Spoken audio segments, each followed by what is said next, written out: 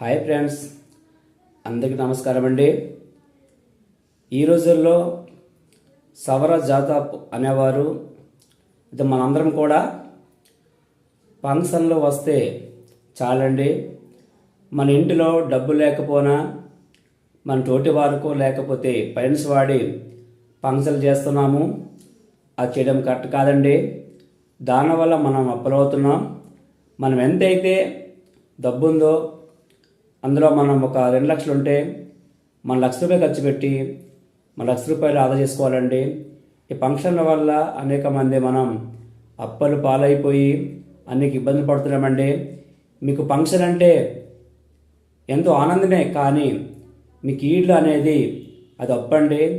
మనం 2,000 తెస్తే మనం అదనంగా 2,000 కలుపుకుంటూ మన 4,000 తీసుకెళ్ళాలండి. కనుక నేనైతే మీకు ఇబ్బంది పెట్టాలని మాట్లాడలేదు, కానీ ఉన్న వాస్తవం చెప్తున్నాను. మీకు ఆచరించి మనం మెచ్చుకుందాం. Thank you bro.